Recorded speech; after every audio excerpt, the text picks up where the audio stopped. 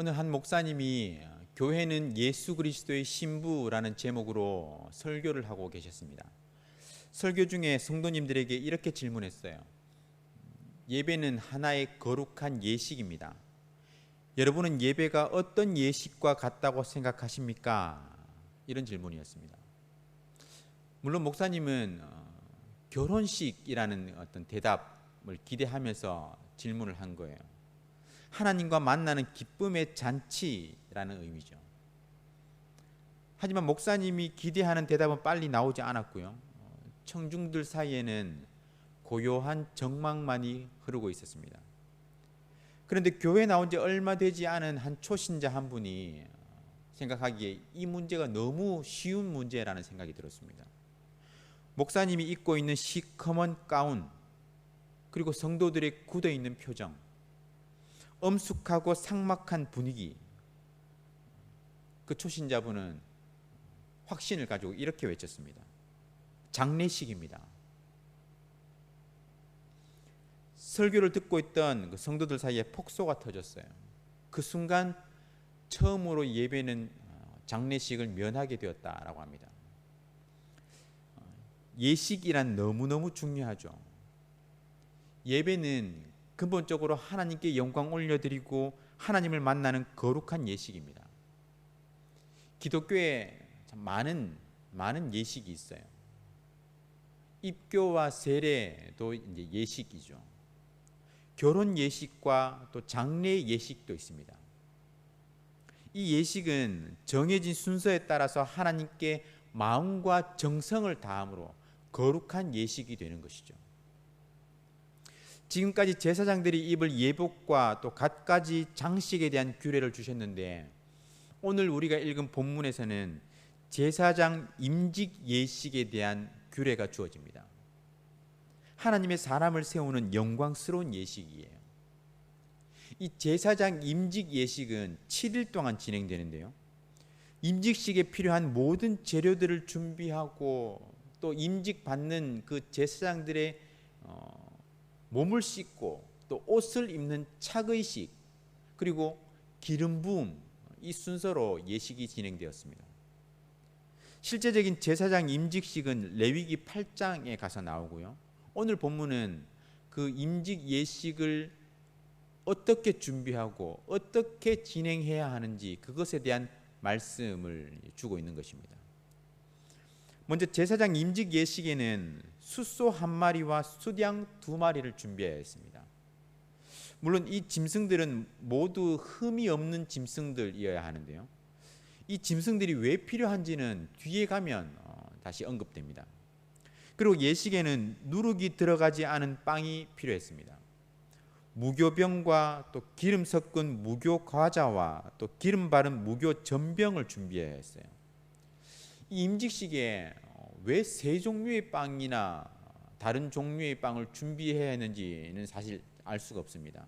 하지만 하나님은 이렇게 상세하게, 아주 자세하게 준비하라고 말씀하셨어요. 그리고 제사장 임직식이 있기 전에 아론과 그 자손들은 자신의 몸을 물로 씻어야 했습니다. 우리가 흔히 목욕 재개한다라고 하죠. 목욕을 해서 몸을 정갈하게 하고 마음을 가다듬어서 깨끗하게 하는 의미가 있어요.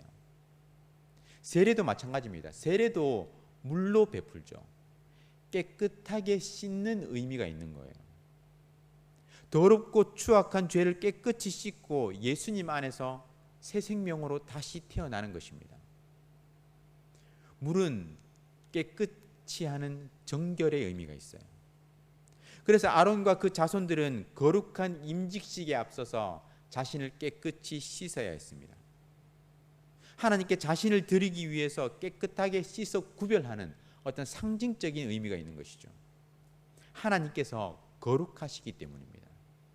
하나님께서 거룩하시기 때문에 하나님 앞에 나아가는 그 구별된 존재, 그 사람을 세우는 그 임직식에 앞서서 깨끗하게 씻는 거예요. 그런데 거룩하신 하나님께서 우리도 거룩하라고 말씀하셨습니다. 우리 또한, 이 시대를 살아가는 우리 또한 하나님의 구별된 존재로 깨끗함을 유지하라는 거예요. 우리에게도 동일하게 적용되는 말씀입니다. 단순하게 손을 씻고 목욕하는 것, 그런 의미가 아니에요. 우리의 삶을 통해서 우리의 삶을 깨끗이 하고 우리의 삶을 거룩하게 구별된 삶으로 살아가는 것, 그것이 바로 하나님께서 우리에게 원하시는 것입니다. 물로 씻는 예식이 끝난 다음에 이들은 출애굽기 28장에서 규정한 옷을 입어야 했습니다. 5절에 보면요, 속옷과 겉옷과 에봇을 입고요, 흉패를 달고 또 띠를 띠게 하죠. 그 머리에는 관을 씌우고 그 위에 거룩한 패를 매달아 주는 겁니다. 그렇게 온 몸을 이렇게 단장이 끝나고 나면 머리에 기름을 부어요. 기름은 특별한 사람에게 붓습니다. 구약을 보면 왕이나 제사장, 선지자, 이런 하나님의 일을 위해서 특별하게 선택된 사람에게, 구별된 사람에게 기름을 부어요. 하나님의 특별한 소유로 구별한다는 의미가 있습니다. 그 기름 부음을 통해서 어떤 신적인 권위, 하나님의 일을 감당하는 어떤 하나님의 영적인 권위를 가진 사람이라는 상징이 있는 거예요. 하나님의 거룩하신 뜻을 수행할 사람이라는 상징적인 의미를 갖게 되는 겁니다. 아론과 그의 아들들은 기름 부음을 통해서 하나님의 일을 섬기는 그러한 구별된 거룩한 제사장이 되었습니다. 이 뒤에도 사실 또 여러 자세한 이야기가 나오죠. 이 출애굽기 29장의 말씀, 그리고 제사와 관련된 규례를 제대로 이해할 때 히브리서 말씀을 더욱더 깊이 제대로 이해할 수 있습니다. 왜냐하면 히브리서는 예수 그리스도를 새 언약의 영원한 대제사장으로 이해하면서 출애굽기의 그 여러 규례들을 인용하고 있기 때문이에요.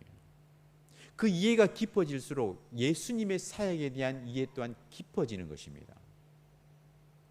사실 제사장을 위임하는 이런 상세한 내용, 그 세부적인 내용 자체는 우리에게 그렇게 큰 의미가 있지는 않습니다. 구약 당시에는 분명히 중요한 의미가 있었겠지만 계시가 점진적으로 우리에게 밝히 드러나고 또 우리의 영원한 대제사장 되시는 예수 그리스도께서 우리에게 오셨기 때문에 이런 상세한 규례 하나하나의 지침, 그것까지 다 우리에게 어떤 의미가 있지는 않아요. 하나님은 이스라엘 백성을 위해서 아론을 대제사장으로 세우셨지만 신약 시대를 살아가는 우리 모두를 위해서 하나님은 예수 그리스도를 대제사장으로 세우셨습니다. 아론을 세울 때처럼 그 임직식이 거창하지도, 그 임직식이 화려하지도 않았어요. 오히려 우리의 대제사장 되시는 예수 그리스도는 고난 받으셨고 또 십자가에서 돌아가셨습니다. 하지만 예수님께서 하신 사역은 아론 계열의 그 대제사장이 했던 그런 사역과는 비교도 할 수 없는 그런 사역이었습니다. 능력도 다르고 그 영향도 비교할 수 없습니다. 다른 희생제사와는 달리 그리스도의 희생제사는 영원히 효과가 있고 반복될 필요가 없어요. 우리가 영어로 once for all 이라고 하지 않습니까? 제가 여러 차례 말씀드렸죠. once for all, 모두를 위해 단 한 번. 예수님은 택한 백성 모두를 위한 단 한 번의 영원한 제사를 드리셨습니다. 동물을 희생제물로 드리는 것이 아니라 그것과는 달리 예수 그리스도께서 자신이 그 희생제물이 되셔서 직접 자신을 드리셨습니다. 그 예수 그리스도의 대속사역은 우리의 구원을 위한 희생사역이었습니다. 은혜의 사역이었어요. 구약시대 출애굽한 이스라엘 백성들에게 대제사장이 필요했고 또 그 임직 예식을 통해서 중보자 대제사장을 세웠듯이 우리에게도 대제사장이 필요합니다. 그 영원한 대제사장 예수 그리스도께서 십자가를 통해서 임직식을 치르셨어요. 우리에게는 영원한 대제사장 예수 그리스도가 계십니다. 그 예수 그리스도를 의지하며 구원의 은혜를 풍성히 누리는 저와 여러분 되시기를 주님의 이름으로 축원합니다. 우리의 영원한 대제사장 되시는 예수 그리스도를 존귀히 여기며 날마다 그분께 감사하고 그분의 은혜 사역에 기뻐하며 감사와 찬양을 올려드리는 저와 여러분의 복된 삶이 되시기를 주님의 이름으로 축원합니다. 우리 구국 기도문을 함께 읽으면서 기도하겠습니다. 마음을 다해서 기도에 동참해 주시기 바랍니다. 다 함께 읽겠습니다. 코로나 사태 속에서도 신실하신 하나님을 더욱 신뢰하게 해 주시옵소서. 이 모든 상황을 믿음으로 버티고 인내하며 회복을 경험케 해 주시옵소서. 코로나 재난으로부터 모든 성도들을 눈동자처럼 지켜 보호해 주시옵소서. 코로나19가 베트남과 대한민국과 세계에서 속히 지나가게 해 주시옵소서. 모든 가족과 함께 마음과 정성을 다해 하나님께 예배드리게 해 주시옵소서. 모든 성도가 경성에서 회개하고 의로운 삶의 열매를 맺게 해 주시옵소서. 교회의 생명사역을 적극 추진할 수 있는 여건을 속히 허락해 주시옵소서. 성도들이 처한 모든 환난과 어려움 가운데 피할 길을 허락해 주시옵소서. 성도들의 생업과 삶의 터전을 지켜주시고 결코 좌절하지 않게 해 주시옵소서. 이 땅에 확산되고 있는 코로나를 막아주시고 완전히 종식시켜 주시옵소서. 존귀하신 예수 그리스도의 이름으로 기도드립니다. 아멘. 오늘 말씀을 기억하며 기도하겠습니다. 예수님은 우리의 영원한 대제사장으로 세움 받으셨습니다. 그 임직식은 화려하지도 또 거창하지도 않았어요. 하지만 예수님은 영원한 대제사장으로 우리 모두를 위한 단 한 번의 희생제사를 통해 우리를 하나님과 화목케 하셨습니다. 그 영원한 대제사장 예수 그리스도를 의지하며 화목의 은혜, 구원의 은혜를 누릴 수 있도록 기도하시기 바랍니다. 그리고 교회의 회복을 위해서 각 개인과 가정의 기도 제목을 가지고 다 함께 간절하게 기도하겠습니다.